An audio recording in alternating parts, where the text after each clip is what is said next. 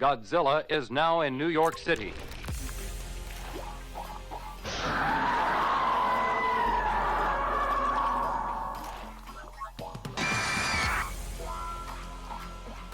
Monster 01 and 02, commence the attack.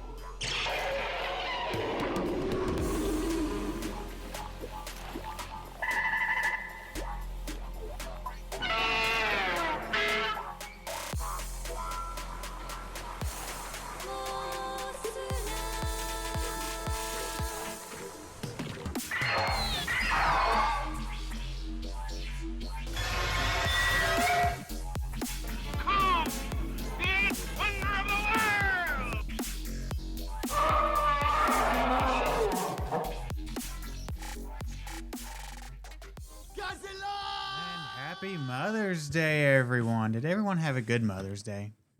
None of us are mothers. We could be. I don't think it works that way. Oh, okay. Well, that might be a controversial statement, but did you have a good Mother's Day with your mom is what I meant. I did. I did enjoy my Mother's Day with my mother. That's good. We went and spent some time together, went shopping. Shopping? Yeah, I bought her new shoes. Oh, how sweet. Wow. You know, And I got our her mother. What did you say? On And her a card. Oh, no, and a card. I got my mother 3 Andes mints So and proud a of you. card and called it a I day. picked her out the card, and it sang. Yeah. Did it sing? Yeah, What did it sing? just a It's just a little tune. It It's a didn't little act- No, tune. no vocals. Just no just vocals. A little, It's what like was a the tune? beach tune. it's like a little beach tune because it's a Oh. beach card. It's a beach folds card. in, It yeah, said- folds up and it has like trees, palm trees and stuff. Like, relax. It's your Mother's Day.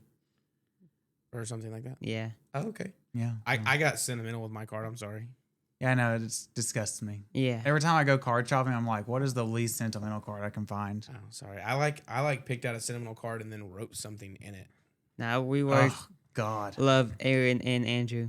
She's lucky she gets a card. Yeah, like frankly. I wrote like a whole other note in it and then Ugh. signed it Sentimental people. and then gave it to her. Sorry. Disgusts me. Gave us an Andy Mints and a cool card that sings a beach tune. Nice. Anyway, Anyway, welcome to Stomp This Way. We do love our mother, by the way. We do. are We you do. sure? We do. We do. I'm Welcome, not convinced. Can we get one more? We do. we do. We do. Welcome to Stomp This Way. Guys, we're here to talk about movie history.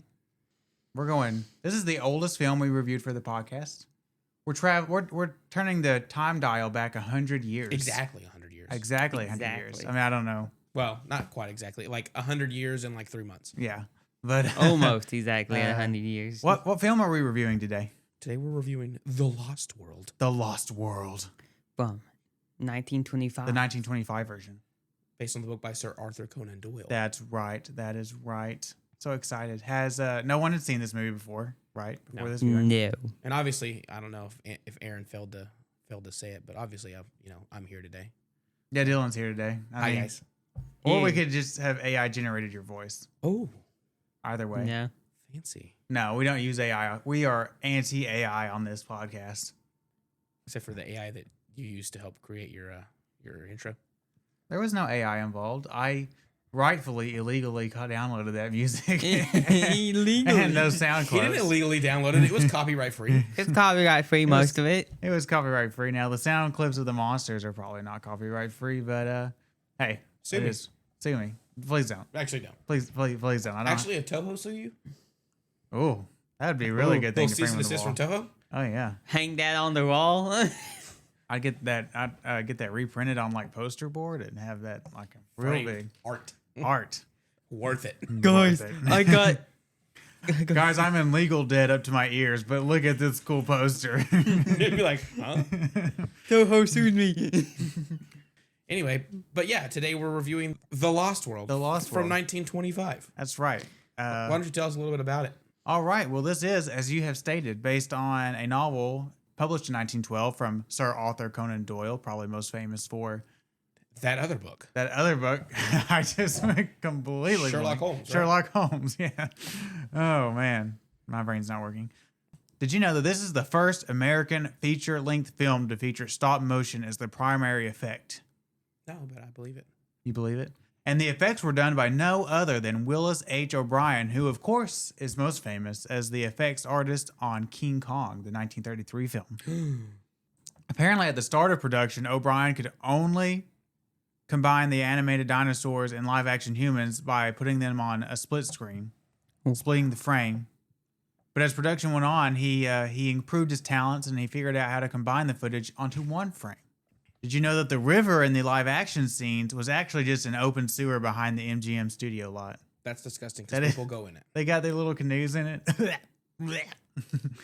Anyway, the dinosaur designs were based on the artwork of Charles R. Knight, a famous wildlife and paleo artist. Paleo artist? Paleo artist means he drew dinosaurs. Hypothetical dinosaurs. Hypothetical dinosaurs. I mean, but I guess they're real. Hypothetical based on their little Okay. skeletons. Doyle has said that Professor Challenger, who he did write multiple novels about, and not Sherlock Holmes, was his favorite character that he ever created. Oh. So take that. Although I think he wrote like 20 some odd Sherlock Holmes books and only like 3 or 4 Professor Challenger books, but you know. Well, Professor Challenger probably didn't sell as well. Probably did not sell as well now. This film is preserved in the National Film Registry. It is the first film to have been shown to airline passengers, although it was kind of a risky business as the film stock of the time was highly flammable, and many of the planes at the time, they were like refurbished World War II planes. They had a lot of like wood and carpet fabric in their interiors, so those things could have gone up like matchboxes. First film shown on a plane.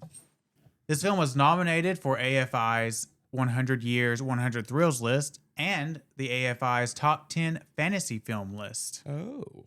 The Flicker Alley 2K restoration, which is the version we watched from 2016, has footage gathered from various sources. I think from like 11 different sources. They gathered up different cuts of the movie and combined to form the most complete cut of this film thought possible. Features 8 minutes of rediscovered footage and a completely new orchestral score composed by Robert Israel for the film, for this edition. Robert Israel, I guess, does like a lot of like recomposing music for old silent films, whose original scores have been lost to time. And this film is now in the public domain. How long does a movie have to be in existence before it goes in the public domain? Well, I didn't put it down on this paper. I was reading on Wikipedia, like at the time the copyright law was like you could copyright it for 30 years and then you could extend it if you reapplied for your copyright. But I don't think the movie did all that well, so no one bothered to reapply for the patent. Oh, so it's been in the public domain for a 70 while. years. And now that was only for the footage that was actually premiered at the time.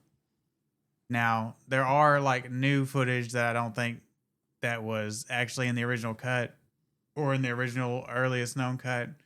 And since that was not concluded in the original copyright, like technically it has to wait until 70 years after the producer's death or something, which will be like another 10 years or something. But most of the film is in the public domain.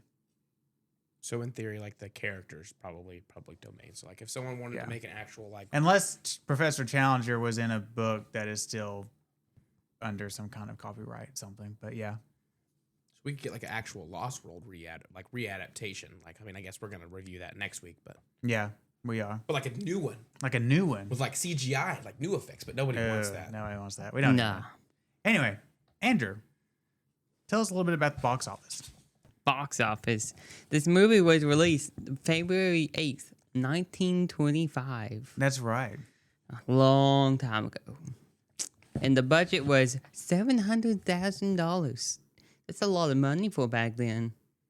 That is a lot of money for back then. Dylan, I think, did a conversion earlier. In today's money, it'd be like $12.8 million. $12.8 million. That's Yeah. a lot of money. For them to put into a movie, I mean, it doesn't sound like a lot for, movies nowadays, but at this time and period, for them to put that kind of money into a movie, pretty significant. And it had a gross of $1.3 million, which... Is that worldwide or domestically? Because like I think I was looking on IMDb, it said something like over $2 million worldwide. I don't know. That's what Wikipedia said. 1.3 million. Oh. So that's what I rolled with. Whatever. It made a lot of money. It made a decent amount of money. I mean, probably no one really knows, like in the original run, how much money it made. There's a lot of estimates. Mm-hmm. And there's probably a lot of re-releases and stuff, I imagine, including in that. But, I mean, I don't know. It probably turned a profit, small profit. Maybe one day. But I was going to start this podcast off with this, but I kind of forgot. But before we get into the trailer, I'm sure many of you are asking, and we've probably discussed it a little bit before, why dinosaurs? Why are we doing this movie now? Because we're out of things to watch. Yeah. Part of it is because I'm running out of quality kaiju films, and we ran out of quality kaiju films years ago, boys. hey. And that's why you're doing Ultraman. Ooh, sorry. What? My bad. Ultraman I is take it back. quality. I take Ultraman it back. is I'm sorry. good. I know there's a lot of Ultraman fans out there. That's part of it. Is that yes, we are running out of good movies to review. I also hear that there might be a new Jurassic World movie coming out. And there is a new Jurassic World movie, so I decided what better time to kind of broach the dinosaur world than right now. And dinosaurs, listen, I've tried to prevent this movie becoming kind of like just like a broad creature feature type podcast. I've tried to restrict us, really we primarily started out as a kaiju film podcast, and we've done other just kind of giant monster films from around the world. I've tried to prevent us from becoming just kind of a generic creature feature podcast, because this podcast was started kind of with the idea of being specifically for giant monsters. Now we have kind of strayed outside the boundaries from time to time. Now dinosaurs, I've kind of kept them at arm's length because, one, if we start doing dinosaur movies, that opens up a whole nother thing, like bundle of films that we have to look at, which a lot of movies, which now that we're kind of getting to, like we said, kind of scarce on big quality movies, maybe that's a good thing. But giant, I do think dinosaurs, they are giant monsters. Now they are kind of based in reality now. Yeah. Loosely in most movies versions, but they are giant monsters. They are kind of the inspiration for a lot of the kaiju and giant monster movies that we have reviewed. So I think we are within our purview to do dinosaur movies. Sure. Yeah. Go for it, bro. But anyway, we're going to listen to a trailer. We are. We're going to listen to a trailer. Do cast and crew? After the trailer. After the trailer. Get our order memorized. God. It's not like we haven't been doing this for like 5 years. Yeah. God. Actually, it's been longer than that. Yeah. When did we do our first episode? 2019, before King of the Monsters? Yeah, it was right before King of the Monsters came out. What is that, 6 years? Going on 6 years now. This summer. Ooh. Ooh, brother. Ooh. I don't know. I think our pattern we talk about this stuff has changed a lot. Anyway, we're going to listen to the trailer now. We're going to come back and read off the cast and crew. I'm going to read a plot summary, and then we're going to talk about this film. Yep. So, see you in a bit.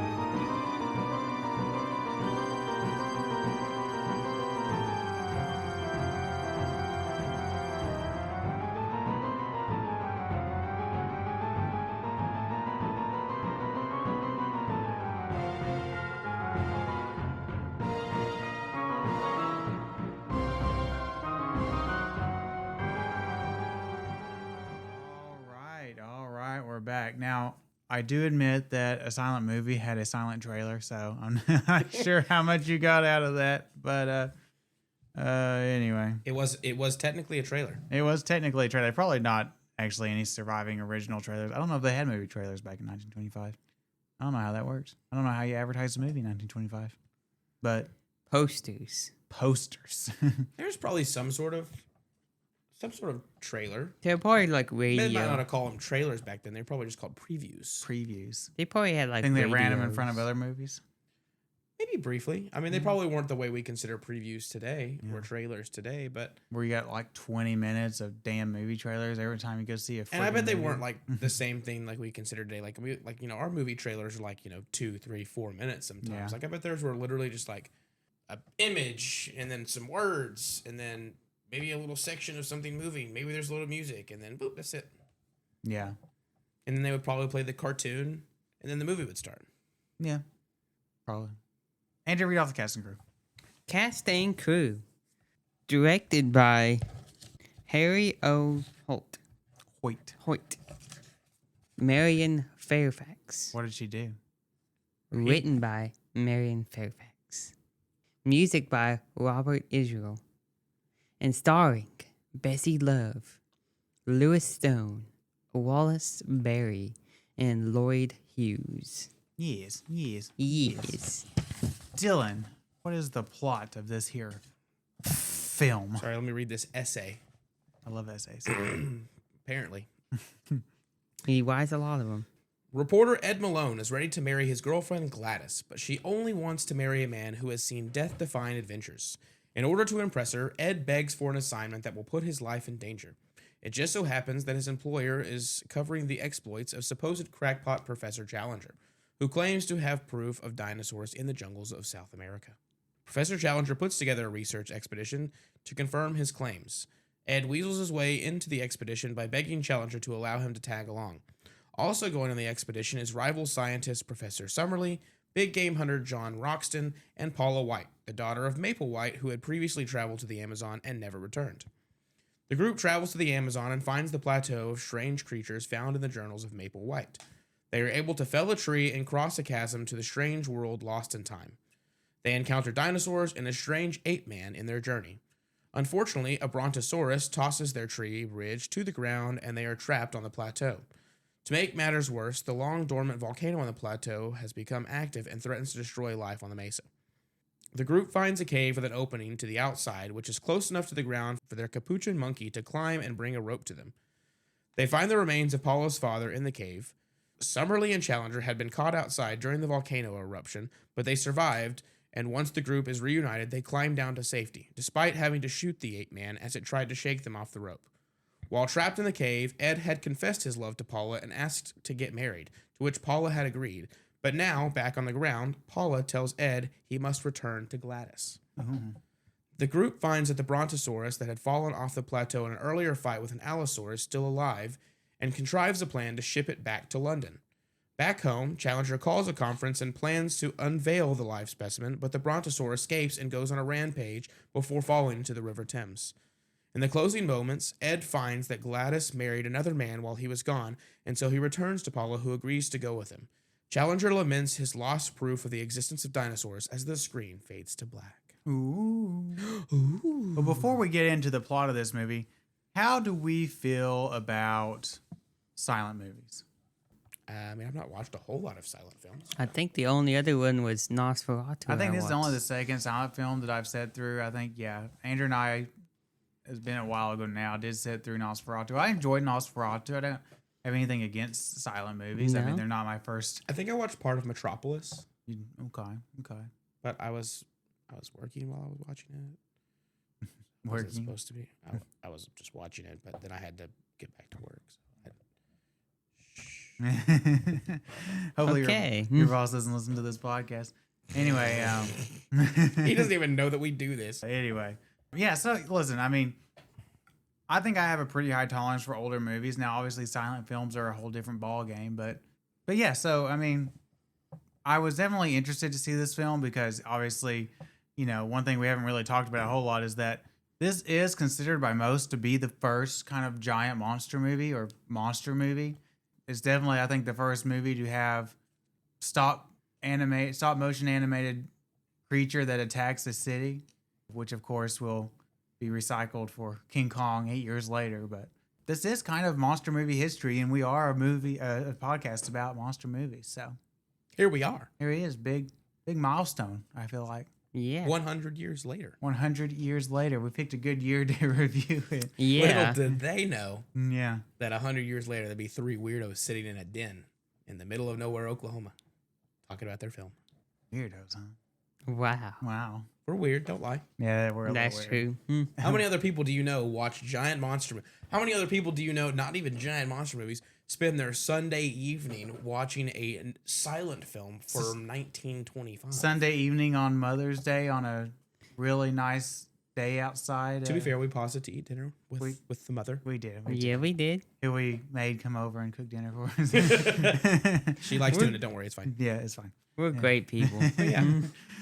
But no, yeah. I mean, I don't feel like I dislike older movies. yeah. No. This is arguably one of the oldest films I've seen. I think this is probably the second oldest film that I've said all the way through. So, yeah. Anyway, the movie starts, and I should reiterate, I did read the novel. Now, it's been a couple months now, so some of the finer details may escape me, and I do apologize. But I will kind of point out some differences as we go along. But it starts with, we have our reporter, our main character, Ed Malone. Malone. He's a reporter for a local newspaper, and he's the opening scene, I believe, is with Gladys. Miss Gladys. His girlfriend. He wants to get married. He wants to get married, but she's like, nope, you haven't faced dangerous adventures. You're not a man. So you're not a man. You can't tell me amazing stories. So you're going to have to do that first, which should be a giant red flag. To be like, you know what? Never mind. I'd be like, yeah, I'll find somebody else. But he is obsessed with Gladys. So he's like, Gladys is a babe. is she though? No, not really. Not No, really. maybe in 1925. Maybe in 1925. He's gonna do it. So he goes back to his editor's office and he's like, "Give me an assignment." Give me an assignment. And with any silent film, there is, of course, the way they tell the story most of the time is you have the scene, and whenever they need to get some dialogue across, they insert a cue card in the middle of the scene that basically has the dialogue on it. Tells you what they're saying. Tells you what they're saying. Mm-hmm. But they're also usually intermix a lot of because you can't hear what they're saying on screen. So to keep your attention while they're on screen, they usually insert a lot of physical comedy. So where he spills the ink on the paper that the guy's working on, and then he stumbles.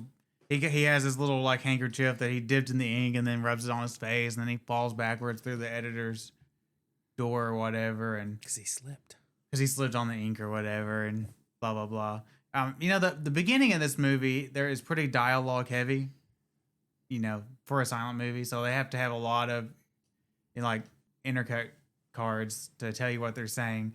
As we get into the movie more and they go on their adventure, there's less dialogue, and so you get more uninterrupted moving pictures, which is nice. But he gets in there and basically it gets told about this Professor Challenger who is claiming that he has proof of dinosaurs. So they want him to go and cover this guy. Problem is the Professor Challenger has beat up 3 reporters. And so he's not going to let a reporter into this conference he's called. But anyway, I guess he has a relationship with John Roxton. So he gets into this conference, and this is where Professor Challenger, I guess Challenger has gotten a hold of this guy Maplewhite's notebook that has drawings of dinosaurs. And he makes this claim that there's dinosaurs, and of course everyone ridicules him. But then he's like, well, I'm going to put together an expedition if any of you worms are brave enough to go with me.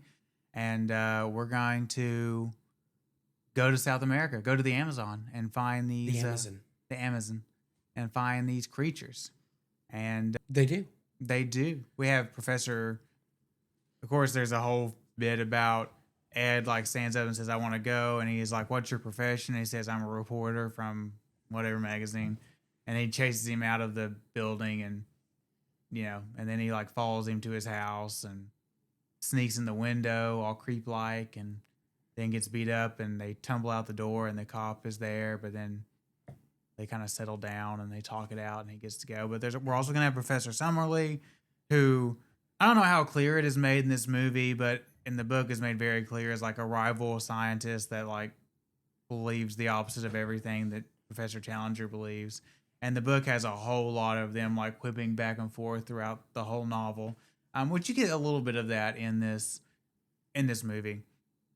We have John Roxton, who is like a big game hunter, and he's gonna go along as kind of like the adventure man. Yeah. And then they're gonna add a character for this film that is not in the novel, because in movies of this time period, you always had to have a romance subplot and kind of like a damsel in distress, because I guess that's just what they thought movies had to have. That's just what you do. That's what you did. I mean, the movie opens with a inner card that says something about a story of adventure and romance or something. Not a lot of romance in the novel. I mean, the whole Gladys subplot is there, but this character of Paula White is made up for this movie. Was Maple White in the book? I don't remember his name. Was he mentioned? I don't remember his name. It was Maple White, but there was an adventurer who had gone before Challenger had got to the plateau and had gone missing. How does book get back then? I'm not sure. Do they say how his journal got back in this movie? Paula got it. How did she get it? She was with him. Was she with him? That's what she says. Remember, she was in the jungle. She said she mentioned that she was there and she got jungle fever, and then she had to stay back at camp. Okay. Jungle fever. So she had her father's book. She had her father's book. I felt like she seems to be in the care of Mr. John Roxton yeah, as well. Yeah. She is in the care of John Roxton. That I didn't understand. I thought for a minute maybe she was betrothed to John Roxton, even though he is significantly older. But it was 1925. But as the film progresses, it seems more so that like maybe her father, like, made him responsible for her. Like, hey, please take care of my daughter. Maybe she was like a god. He was a godfather or something. Or something, because women can't take care of themselves, especially not in 1925. God forbid. God forbid. They have rights and stuff. But I feel like there are still scenes missing that have not been recovered, because I feel like there's a conversation with John as they're all kind of gathered in Challenger's office and they're talking about going on the expedition. And I feel like there's a conversation with John where he's talking to Paula and he's like, you understand why I have to go. And then he walks off. And I feel like at that point, there's kind of like an understanding that she's not going. But then we cut to the jungle later and she's there and like no one has a reaction to the fact that she's there. I felt like there had to be a scene. Well, IMDb says the original runtime, according to it, is about 1:50. And the cut that we watch is 1:44. Yeah, I feel like there had to be a scene where she like threw a fit about going with them, and or maybe she like snuck on the boat or something. And I just, it's not there. But regardless, we get to the Amazon and she's there with them, and they get to the plateau. They in the book there was a long section about them trying to figure out how to actually get up on the plateau. And I will mention that all the while Mr. Ed Malone has been writing Gladys this entire trip, apparently writing her letters, sending them back about how much he loves her and misses her, how he's thinking about her every day. Every day. Oh, yeah. The book is told through a series of letters as Ed is sending them back to the newspaper. Now, in the movie, it's made clear that the newspaper funded this expedition as like under the guise of a research mission for Maple White. The book doesn't really go that route. I don't remember. I think Professor Challenger like funds it himself or something, but Ed just went along and agreed to send back, reports of their exploits. And the book is told through just the letters that he sends back as they're on this expedition. He sends them back through various means, usually like, giving them to the native people who get it to a ship or something. I don't know. But anyway, it's kind of, stretch your imagination that those letters actually were able to get back to the to the newspaper. But it is kind of funny, like in the book and in this movie too, like the idea, I guess, at this time period that South America was such an unknown, wild, untouched region that there could possibly be dinosaurs on the Amazon River. But in the middle of Brazil or something. But anyway, you don't know. I don't know. Maybe there is. You never know. I mean, who knows? But and it was one thing. The book and this movie is a little of its time as well in terms of like how it views other cultures. Now the book they definitely toned it down from the book. The book they encounter a lot of like native tribes and stuff, and somehow every like native person they meet somehow ends up carrying their baggage. It's quite impressive. But anyway, in this movie they do have two travelers with them. One of them is a white man in blackface, unfortunately, and the other one looks like a white man. I don't know if he's supposed to be like a native. I don't know if he's supposed to be like a native or something. I'm not really sure. They both kind of talk in that kind of slangy, like uneducated accent talk that you would, get. And by talk, he means their cue cards are written that way. Yeah. But yeah, so we get there, and similar to the novel, except the novel drags out for a very long time. They figure out that there's like this chasm. They can climb up on one side of it, but there's like a big chasm, and then they have to like cut a tree down to cross over or whatever. And they do that. They do. And there's been this ape man that's like stalking them. Yeah, threw a rock at them at one point. And the ape man has a chimpanzee companion. Like an actual chimpanzee. Like an actual chimp. I feel like they went for this movie, they went to their local zoo and got a lot of like that looks like a jungle creature. Yeah.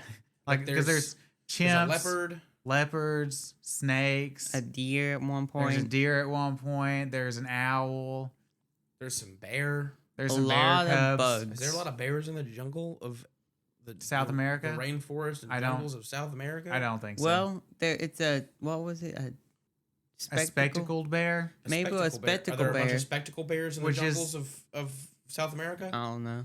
Which I guess spectacle bears, we Google, are a real thing, but these are just little baby black bear cubs that they filmed at the zoo, or got from the zoo and filmed and put on the set. But by the way, no animals were harmed in this movie? No. Probably not. They definitely killed some capuchin monkeys. Not on screen, but doing some of these stunts. Like there's this poor monkey, like he literally like has to climb a rock face later, and he's got a rope tied around his neck that he's like dragging this rope ladder up the side of this cliff with.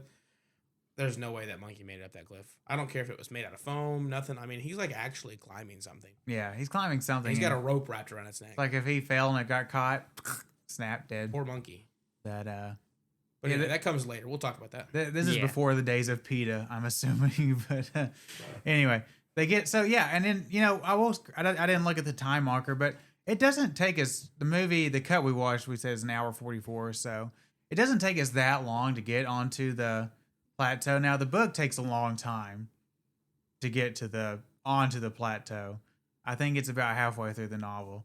This movie probably about 20 minutes in. Yeah, 20, 25. We are on the plateau and we see dinosaurs right away. Like as soon as they arrive, there's two like allosaurs fighting. Well, there's like a pteranodon they see before they even get on the plateau, and then there's a brontosaurus, and the brontosaurus actually comes over and like just knocks their tree bridge down.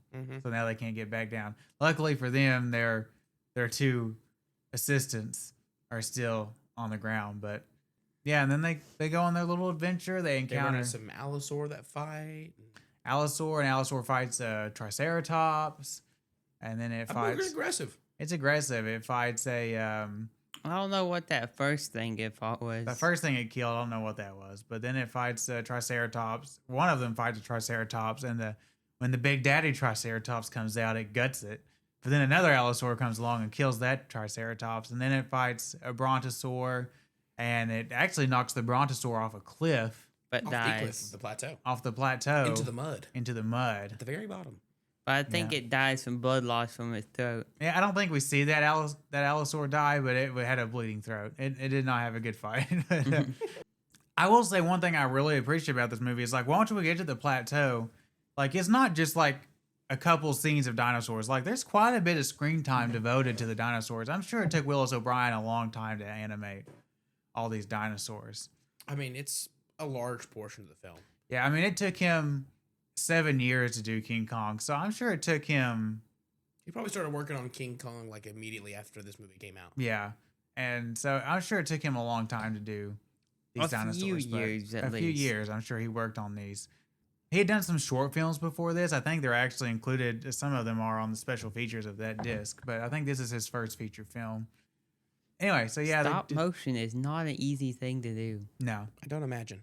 So basically, they're gonna wander around. They're eventually gonna kind of come to a cave that is dug into the side of the rock or whatever, and then they're gonna figure out that there's actually an active volcano on the island, and it's about to erupt and kill everything. Although it does erupt, and I don't think it kills everything, but It is not. whatever. Nope. And they're trying to figure out how to get back down, and Mr. Roxon starts wandering through the caves and whatnot, and he's the one who ends up coming across the remains of Paula's father, Mr. Maple White. yeah, finds his locker with MW and her picture inside. Mhm. And then he continues to wander through and finds the little opening and sees the yeah, their assistants down on the ground there. Shoots Like, a gun we'll off. We'll get you a rope up there. He's like, but how? Like the monkey will climb and get Paula. Like he'll do Yeah. that he'll do that for her all day long. yeah. And during this whole time, I guess I don't know exactly how long they've been stuck on the I mean, it plateau. seems like the amount of time that's passed just in general. Mhm. Like, I mean, I think they said like the journey like to the Amazon took them almost 2 months. Yeah, And then like through the Amazon took them a while, yeah, probably a week or two, it seems. yeah. And who knows how long they've been stuck on top of this thing. But Ed has gathered feelings for Paula, and he confesses his love, and they're gonna get married. They're gonna have Professor Summerlee marry them because He he's used a to be a minister. former minister. And she's like, okay. And then John's kind of got a I don't know about this look on his face, But then but he's like, he agrees to it. But anyway, they find that opening, and then actually Summerlee and Challenger get caught out while the volcano's exploding, but they don't die. They you live. know, they make it back to the cave and they get him, and then they all go to the little opening farther down the cave so they can get out. Yep. This little capuchin monkey climbs up there and takes that rope up there. Yeah. Yep, it does. Poor thing. Nope. And they've no made monkeys like were a- harmed in the making of the movie. No, they've made like a rope ladder out of it. And Not out of they- the monkey, out of rope. out of the rope. And they climb down, but the ape man is like, no, and it's like, as the last person's trying to get down, it like starts shaking him and his chimp friends start shaking the rope around. So they and stuff. shoot him. So they shoot him and kill him. For the second time, they shot him. Yeah, he survived the other one. It was just but a flesh wound, but this one was a deadly Right to the flesh heart. wound. Right. And, to the poor heart. Chimp's gonna be a lonely little boy now. Now this is not exactly what happened in the book. In the book, I guess the big impending doom thing in the movie is the volcanic eruption. Now the book actually they get onto the plateau. Of course, they have all their encounters with dinosaurs and stuff, but they actually come across two warring factions on the plateau. There's the ape men, and then there's these little primitive native men, and they're at war with each other, and they end up helping the little native men fight off the ape men with their guns and stuff. Oh, so the ape men are actually in the book. Yeah, there's a whole Tribe of them. whole tribe of them. They actually capture Summerlee or they actually capture I think everybody but Ed at one point, or maybe Ed and John, and so Ed has to go and John have to go rescue Challenger and Summerlee from getting thrown over a cliff by the ape men, and so they do that, and like I said, they help the little native men fight off the ape men with their guns and stuff. So the caves that are dug into the hole are actually belong to the little native men. And then they have to figure out, they're the native men worship us, but we don't think they're actually going to let us leave because they want us to stick around and protect them from the ape men. So they kind of have to they find a way to the ground through the cave, sort of similar to this movie. And then they have to sneak away at night or something. And yeah, Well, anyway, so they get back to the ground. they get back to the ground, and the Brontosaurus is still there. There's another Expedition of expedition a guy who's here. He's what did he say he was? geodetic Yeah. Part of the exploration, Brazilian Geodetic Society or something. But they're why don't we ship this Why don't I ship this Brontosaur friggin' dinosaur to London? to London? It apparently it takes a long time because we have to dig a trench, and then a month later the rains will come along and wash it out, and then we got to charter a steamboat down the Amazon. Meanwhile, and they're then going to build a giant metal cage for it. then we got to put it on a giant tugboat to London, which I'm sure all took a while. Because actually, he says, like, when we get to the conference at the end of the movie, by the way, King Kong ripped all this off with bringing the giant creature back from the wild to the city and not a ripoff. Putting him on display. Inspired by. Willis O'Brien's like, I got an idea for the ending. I got an idea. He's like, what if we take the giant monkey back to the city? Yeah. But so like a year later from the time they actually started the expedition, they're back in London doing this conference again. And they're actually doing it on the same day that the Brontosaur is supposed to be delivered. I don't know why they didn't get the Brontosaur delivered first and get it all prepped up, but I guess he didn't want word of it to leak out first. Because they're not as smart as the people that brought Kong back to New York. That's right. They're not. They didn't bring it back in chains. Well, they had a cage, but not in chains. He gets a call from Ed, who's like, I guess at the docks waiting for it, and he's like, "Well, we tried to, put a crane on it and like lift it over the boat or whatever, but the chains broke and it fell and crushed the cage and it got free, and now we have a Brontosaur rampaging through London." So like the original monster rampage scene in cinema history. And it kind of rampages around. First of all, it's kind of like curious, kind of walking down the streets, but then it like destroys a statue and then a building. Destroys a building, and then it is walking across the Tower Bridge, and it's not strong enough to support its weight, I guess. And it collapses. And falls into the river, and it swims away like Nessie. It looks like Nessie. And then, then Professor Challenger is kind of sitting there on the bridge, like all upset. 'Twas beauty killed the beast. And then Ed forgets all about it because he goes up to Gladys and he's like, "Look, I did what you wanted. Can we get married now?" And she's like, actually, I got married to this boring clerk guy. And he's like, "Cool." And then he runs over. And he like congratulates. He like literally congratulates her, shake this guy's hand. He's like, "Thank you." Yeah. Bye. He like pats him on the shoulder. He's like, "Good goes for to you." His real love. And he's like, "She Paula married White. a guy while I was away." And Paula's like, "Okay."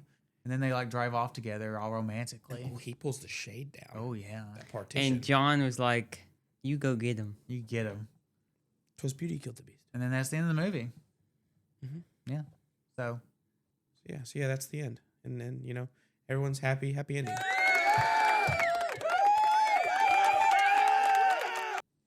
You really want to use that sound effect, didn't you? Yeah, we have sound effects, guys. Yay.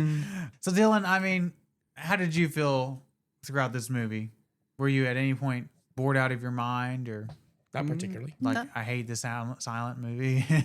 No, I mean, something we'll talk about here in a second, but I mean, the music is really engaging. Yeah. It feels like music that was written for something of this time. Obviously, it's more modern. You can tell it's modern. It was recorded with modern sound equipment. With modern sound equipment, so you can tell. But I mean, it fits the film. I guess we're skipping around. We don't usually do music in this section, but we're gonna skip to music. Sorry. It really truly, like, I mean, without music, silent films obviously wouldn't work. No. But it helps provide Put you to sleep. the emotion, helps provide the intrigue. It helps provide the excitement when it needs to. Yeah. And so I think that's really what helps you keep you engaged a lot of the time is the music, in my opinion. But I'm a music person.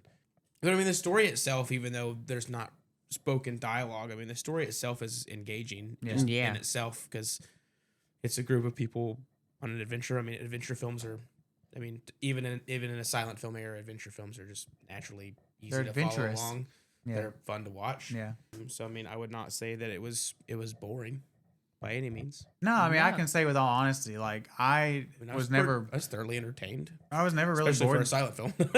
Yeah, I was never really bored with this movie. I mean, especially once they got to the plateau, of course, I'm a big sucker for like old timey effects and stuff. I was really engaged. Which we'll talk about here in a second. I was really engaged with all the dinosaur stuff, and like you said, even the story. I mean, I thought the acting. I thought Professor Challenger, as portrayed by one of those actors that we listed off was, I thought he was a lot of fun, and I thought he portrayed that character very well as kind of this barbarian brute who's also a scientist, as he was portrayed in the book. Professor Challenger's Wallace Beery or Beery. Wallace Beery, yeah. And yeah, I thought the cast was actually really good. Now poor Paula White, her role is to look terrified at absolutely everything. She does a good job of it. But, she did a very good job. They do avoid one of the tropes, I think, of a lot of these things is where, like, no point does she get, like, taken by the ape man and they have to go rescue her, or taken by She's a dinosaur. She's never like a true damsel in distress. Yeah. So she's kind of along for the ride. She's kind of along for the ride. She doesn't really do much for the plot other than give Ed something to stare at, but hope and look forward to. And she's looking forward for her father, obviously, and she's kind of the emotional core of the movie, I guess, because we're looking for her father. And she does have to act out a lot of like terror. She has to be terrified a lot, and then she has to be sad when she figures out her father's dead. And I think she pulls off those emotions well, in a silent movie. I will say one thing that is just kind of a product of the time is the camera is very static. They film movies of this time. They basically filmed them as you would film a play. They put the movie in the camera, which obviously cameras were very heavy and of the time and everything. They put the camera in one spot and they just kind of put all the characters into frame, and the camera doesn't pan or move or anything. Like, it's just a straightforward shot of the characters. Now, to this movie's credit, there are quite a few like cut-ins of like close-up shots and insert shots of, their whatever they're looking at or whatever. But you do kind of get the impression like, it's like they would film like they were filming a play or whatever. But that's just kind of the way it was at the time. But those were really heavy cameras at that point in time. Yeah, yeah, they weren't gonna like carry those. But no, I think overall I thought it was a really fun movie. I agree. No, yeah. Any disagreements, Andrew? I don't have any disagreement with anything y'all said. Well, since I already talked about music, do you want to talk about the music? Well, yeah, we can start with score. I mean, like you said, I totally agree. Now, as we said, the score is not original to this movie. It was redone for this edit by this Mr. Robert Israel, who is kind of like specializes in restoring scores or covering scores for silent films. I thought, like you said, I thought it matched the movie really well. I think he did a great job of carrying the emotion of the movie and, keeping the momentum of the movie going and all that kind of stuff through this score. I thought it was quite impressive and did really help keep me engaged to the movie. And keep me interested. A silent film without music would be extremely boring. It would be, it would put you to sleep really fast. So I have really enjoyed the score by Robert Israel for this film. I applaud him for his efforts. It's loud and bombastic. It sounds like it really does sound like a score from this time frame. Like, like it's almost got like that, like toward the beginning of the film, it's got like that overture kind of sound. Yeah, like, it sounds like something of the era. Which I guess he specializes in that, I assume, because he has just looked at his IMDb credits. He's done scores for other films like from even earlier than this, like early 19-teens. Yeah. So I mean, pretty so cool. He knows what he's doing, and he does a very good job. I mean, if aside from the fact that it sounded professionally recorded, if you'd have told me that this put some scratches in it and told me that it was original to the movie, I would have believed you. Yeah. The big thing though about this film, the effects. Well, let's do creature design first. Creature design. Let's not get too far out of order here. My bad. The dinosaurs, we have, I think a pterodactyl is the first thing we see. Yeah. The pterodactyl, I mean, it looks like a pterodactyl. I mean, you can see the strings. But no. But I mean, all the time, the allosaur, I mean, it's obviously a very like early 20th century idea of what dinosaurs looked like, especially when it comes to like the allosaur and stuff like that. The very textured, rough skin. The brontosaur. The brontosaur has teeth. The brontosaur has teeth, which sharp obviously, teeth. I mean, they probably had like blunt, herbivore teeth, like, but the brontosaur is not going to like try to rip out the allosaur's neck. They fought with their tails. But well, whatever. It makes for a cool fight scene. They did have a triceratops. It looked really cool. And they had two different, like they had the female, I'm guessing it was the female and the baby triceratops, which were smaller and had less armor on them. And then you had the father triceratops, who was very armored, very large, had a bunch more horns on the crest of his head or whatever. So I thought that looked cool. And of course, then they get the brontosaur back to London and everything. And I think the scale of the creature was pretty consistent, more or less. Yeah. So. There's an ape man. And the ape man, I thought that the makeup effects. He reminds me of the wolf man. He does kind of look like the wolf man. I mean, they got him in a monkey. I mean, I think the makeup effects look fine. They've got him in a monkey suit and they've kind of painted his face darker and gave him some, fake teeth and stuff. I mean, it's not, like 1960s Planet of the Apes, 2001 level ape man, but for 1925, I thought it looked fine.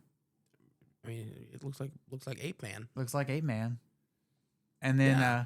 And there's monkeys. and then there's real monkeys. There's like an actual chimp, which looks like an actual chimp. Real Yeah. leopards. Real animals. Real animals. They look good. They look good. But let's get to effects, which are, like you said, kind of the main star of this film. You commented on the stop motion.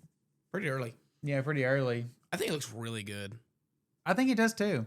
I don't think It's pretty smooth. I don't think it's quite as consistently smooth as in King Kong. Like if you go back and watch that OG King Kong, I mean that stop mode, like his fur, his individual hairs were like moving. I mean it was really impressive. But Yeah. I think Part of it too, like, is just like because this film is not as well preserved. Like yeah, the original King Kong is probably fairly well preserved. yeah. I mean, I say maybe. I don't know. Well, they did have to go back. There are multiple cuts. Like obviously the Blu-ray cut that I have, they went back and found more footage. Right. But So like I don't know if this movie is as well preserved, which maybe could contribute to why it looks a little choppy. But like Yeah. when the dinosaurs are actually like moving, yeah, like their movements are pretty fluid. yeah. And some of it Yeah. is there are just missing frames in the film period. Like you'll be watching the movie and it skips frames from time to time.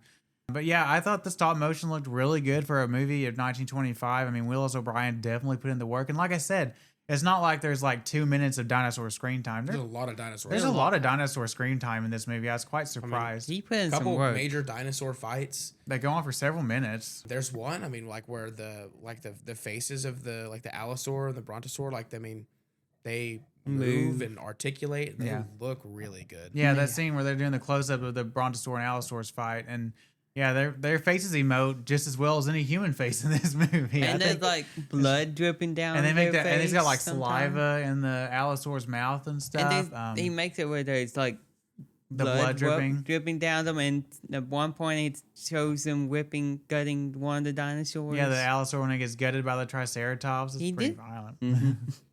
Get this movie an R rating today. Just kidding.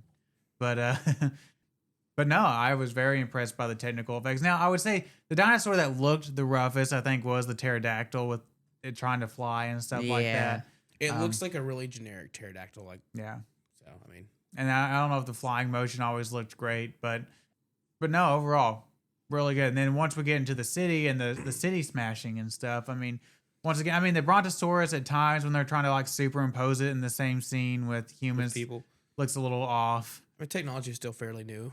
Yeah, I mean, he Yeah. was obviously, I mean, he was actually learning it on the fly as he was doing it.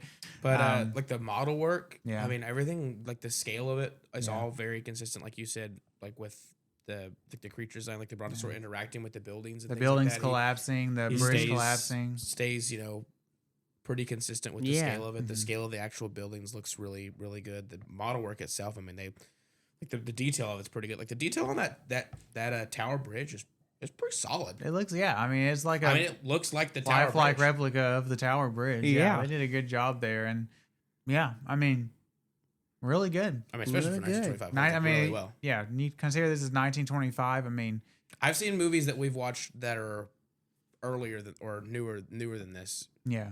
that are Way worse. that the stop motion effects are not as good. I mean, yeah, some of those early Godzilla movies from the 60s have stop motion scenes that look a lot worse than this. They probably weren't made on the budget of this movie though. Probably relative, no. I'm sure they were not. And part of it they did not take near as much time.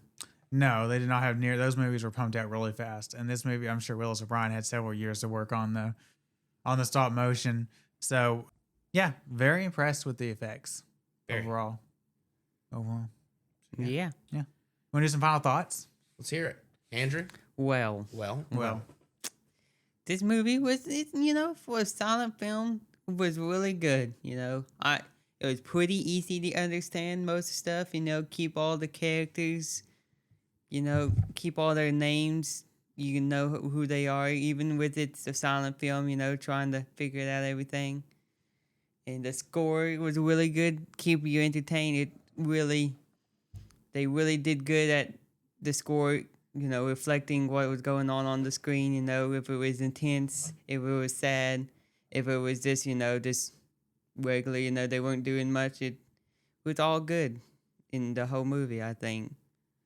And I think the acting that people were doing really good. With their hand motions and their fake they I don't know if they were really saying any lines when they were talking, but if they were doing a really good job.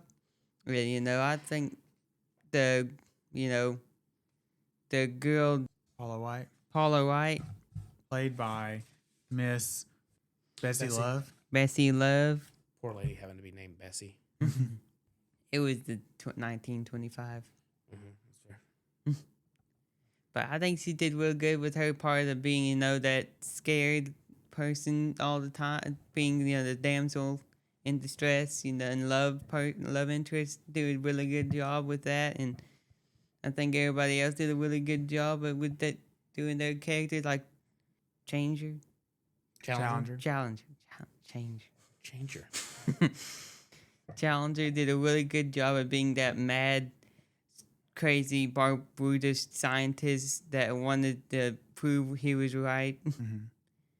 And I think I'll give this movie. I'll give it a B. Give it a B. All right, Dylan. What do you think? I'm always very impressed at how well you can tell a story with no spoken dialogue. Yeah. Like in all the silent films that I have watched, it was not a lot, but the silent films that I have watched, like the silent short films that we've watched, it always impresses me how well you can convey a story through mostly moving images. Yeah. And I think this film does a pretty good job of that, and does a really good job of keeping you engaged and entertained. Yeah. With no spoken dialogue. Yeah. With a handful of cue cards thrown in to give you some sort of context or some sort of mild exposition explaining what's going on. But the majority of the film, especially in the latter half, is told mostly through just the images on the screen. Yeah. And to its credit, like I said, the score does a really great job of keeping you engaged, keeping you excited when it's supposed to be, having those heartfelt, more tender moments, like when, Ed's confessing his love to Paula, or being more ominous when the dinosaurs are fighting on screen, things like that, and just being loud and bombastic overall. It's a really, really engaging score, especially for something that this guy had to go back and try to recreate something almost 90 years later, basically. But also, to its credit, the effects help out a lot too. The effects in this film hold up, I think, really well. I mean, they're just as good as some of the films that we, some of the later films that we would watch or have watched on the podcast, if not better. I personally, I think they hold up almost as well as, if not about as well as they do for King Kong. Yeah. For being 8 years earlier. Yeah. I think they look really really good.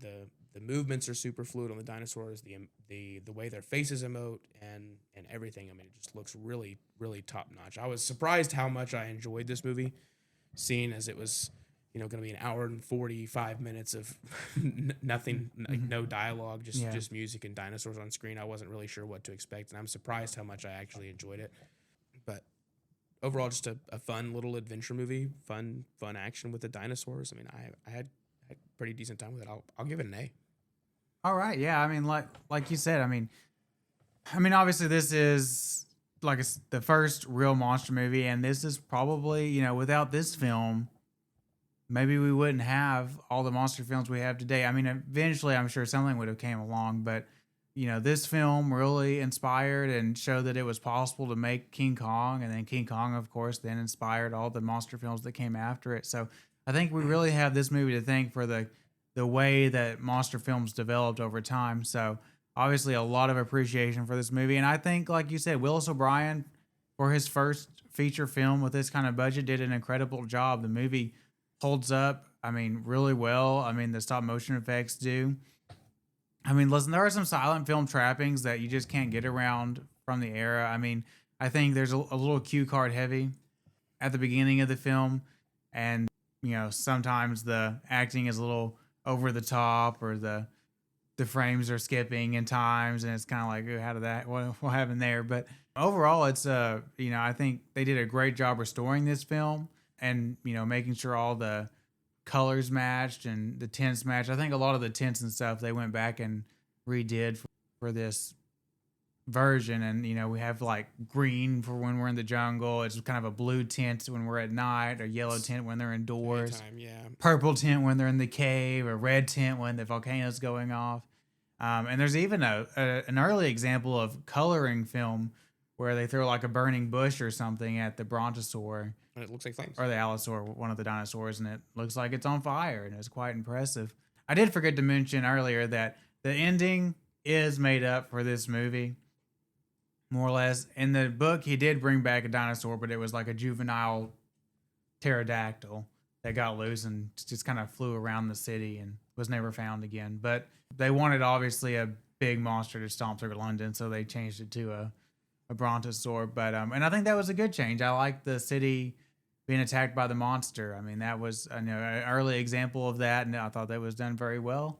And an iconic city and a couple of iconic landmarks. And our Lord and Savior Godzilla would do that so many I times. know, after. so many times. I mean, it's So not many times. it's not quite King Kong climbing to the Empire State, No, it's top of the not. Empire State Building, but it's still really impressive for 1925. So, yeah, I think this is a really solid adaptation of a really solid book by Sir Arthur Conan Doyle. I think now, obviously, I will say, Arthur Conan Doyle probably did read Journey to the Center of the Earth before he wrote The Lost World. There may be a few similarities, but I'm not accusing anybody of anything, but a really solid adaptation.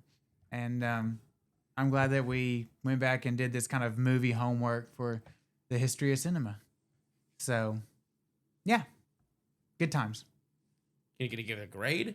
Oh, I gotta give it a grade. Yeah, I'll give it like a B plus. Yeah, Almost forgot to give it a grade over here. But- I give it the highest grade. I know you gave it the highest grade. No, I mean a B plus. I mean, like I said, I enjoyed it a lot. I appreciate its place in cinema history. There's just some things that come along with being a movie of this age, but I think it's a really good movie. I think it's actually enjoyable and not just like it's cool because of what it did for cinema, but actually kind of fun to sit down and watch. But we're gonna watch another adaptation, retelling next week, a 60s version, 1960s adaptation, and see how that goes. It has words, I imagine. It has spoken dialogue, yes, instead of cue cards. Are the effects going to hold up as well, though? I don't know. We'll have to see. But and then of course we have a bunch of Jurassic Park movies to do. But anyway, we got a little bit of news to talk about real quick, if y'all don't mind. I don't mind at all. Dylan, why don't you share with the audience what big reveal happened this week? Guys. Guys. Guys. Oh my gosh, guys. Guys. We got the title for the new Godzilla Kong movie. Oh, yeah. Oh, yeah. The new legendary film. Oh, yeah. You guys want to hear it? Yeah, I want to hear it. You guys want to hear it? You want to hear it? Oh, yeah. Supernova. Yeah, supernova. Could mean a lot of things. A lot of fans think that it means that either we're going to space or something's coming from space. I've seen the majority of what I have personally seen on my side of Twitter, X, whatever you want to freaking call it. Most of the people that I've seen have theorized based on the shape of the logo and a certain spot in the logo that it's hinting at Gigan. I have heard Gigan theories. Now, most of the Godzilla side of Twitter that I am on is theorizing Space Godzilla. That was the other major consensus that I saw, was either Space Godzilla or I think Gigan. Space Godzilla has been rumored for a long time. My personal preference, Supernova reminds me a lot of, unfortunately reminds me of Fantastic Four and Flames, which makes me think of Destroya, Yeah. which I saw a large portion of people on my side of Twitter also were saying that they thought it meant Destroya would be the big bad of this film. Yeah. I think I think don't it's know. probably more likely we're going to get Space Godzilla or Gigan. Yeah, for all we know, they could have a whole new kaiju that they just... Yeah. Or, maybe Original. Toho just doesn't want to license out anything else, and they're just come up with something new. I saw something where someone said that they're gonna have a Godzilla from space, but they're not gonna say Space Godzilla because they don't want to pay for it. Galactic Zilla. Intergalactic Godzilla. But I think Space Godzilla would probably be my first guess. There was in that last film a painting on the wall when they said something about, I don't know, the lizard from the stars or something, or it was like a Godzilla with wings or something on their cave paintings. So I bet it's some form of Space Godzilla that we'll see. How are they going to explain that? Dylan, we have gone past. So because in the originals, Godzilla, his DNA gets launched into space. In the original, as it was very complicatedly explained, DNA from Godzilla taken into space by Biollante and Mothra was sucked into a black hole and spit out a white hole and collected space dust or something and turned into Space Godzilla. Yeah, so like, just Godzilla's just gonna come out of nowhere. Like they didn't go. Nobody went to space. I saw a theory like aliens biogenetically engineer their own version of Godzilla. Oh, Kill Godzilla and conquer the Earth.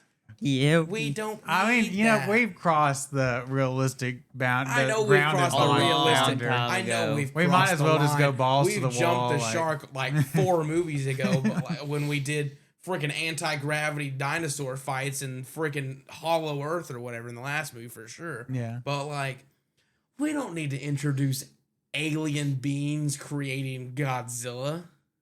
They did. We don't. They We did, don't need that. They did a lot back in the day in Toho. That's a Toho movie. I mean, aliens are a staple of the Godzilla franchise, and we haven't Yeah. got to them in the MonsterVerse yet. No.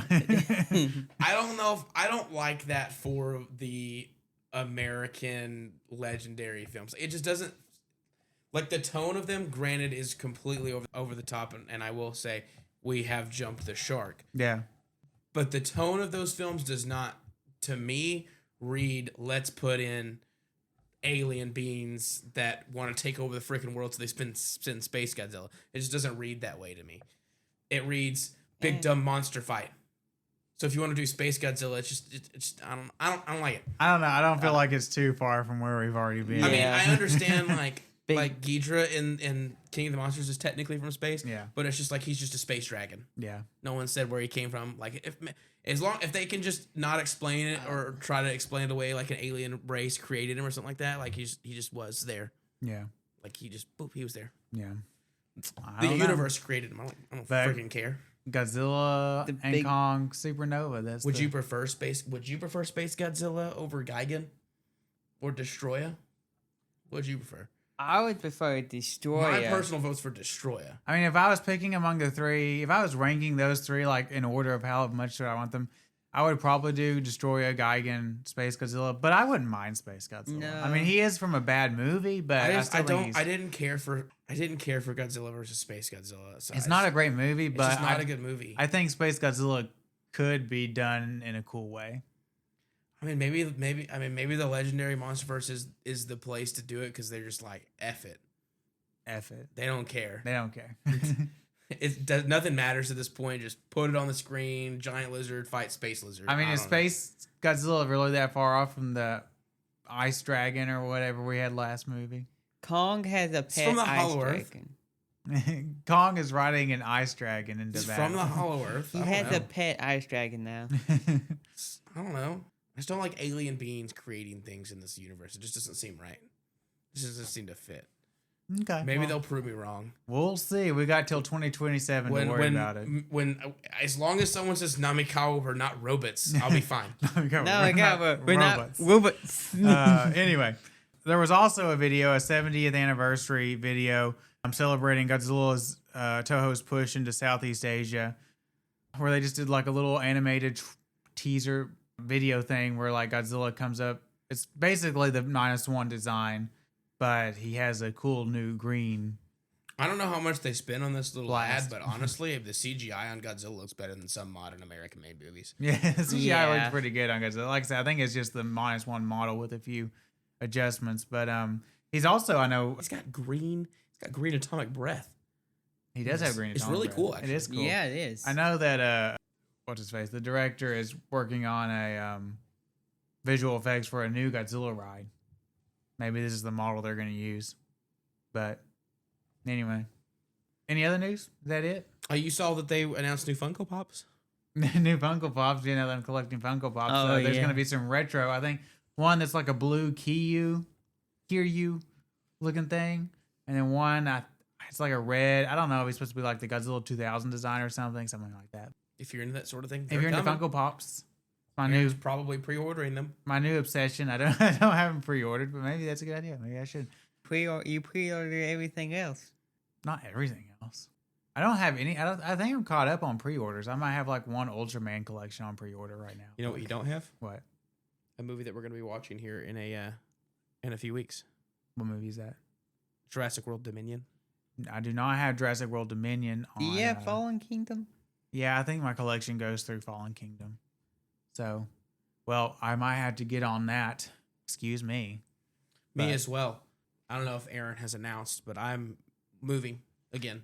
Dylan is leaving us, not right this moment, but as of the first of the month, he is going back to Central Oklahoma, back to the Great Plains.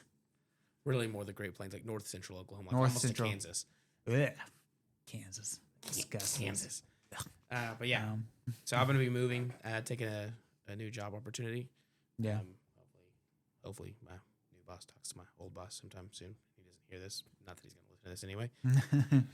But yeah, I'll be leaving. So we're gonna try to hopefully work through the technical difficulties and try it out before I leave. But I'll with the fancy new recording equipment that we have, I can call in. Yeah, in theory, you can call in and you can just, I mean, your audio may not be as clean and crisp, Clean and Crisp. clean and clean crisp and crisp, but as these fancy as XLR usual. mics But here. all that matters is that you're with us, Dylan. Yeah. Spirit. In spirit. In spirit. So I'll have to watch the films on my own time, Oh and no, we'll. you can be okay.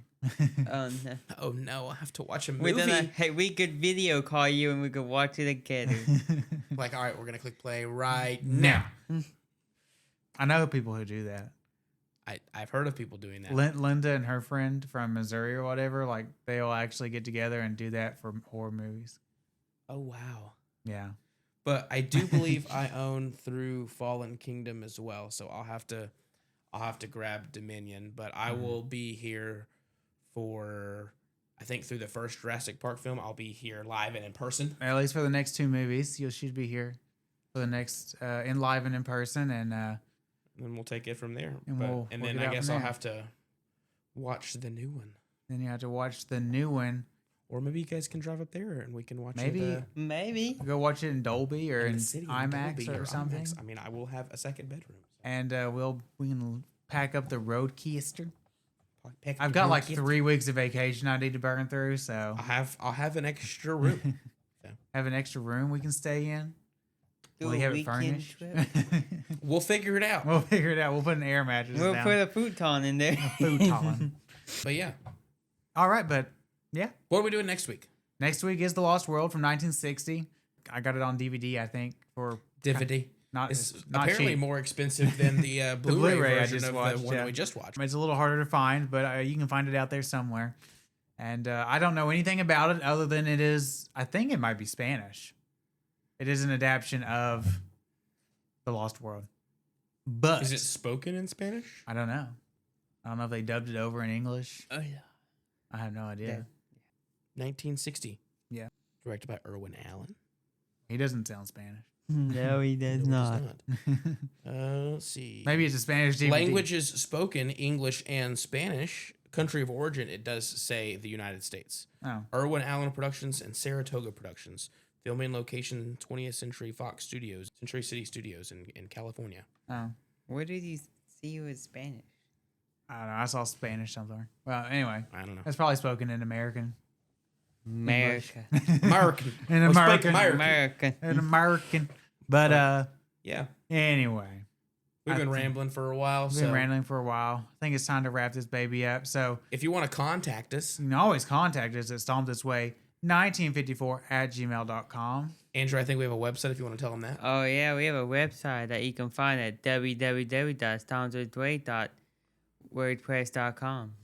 That's right. We also have social media. I believe we're mostly active on Facebook, and that'll be at Stomp This Way there on that platform if you want to keep up with what we're doing, what film we've reviewed most recently, or what might be coming up, or whatever else Aaron likes to post there. That's right. So yeah, So yeah, make sure you join us next week. make sure you join us next week for The Lost World 1960. And as always, I'm Aaron. I'm Andrew. And I'm Dylan, and we'll catch you in the next one.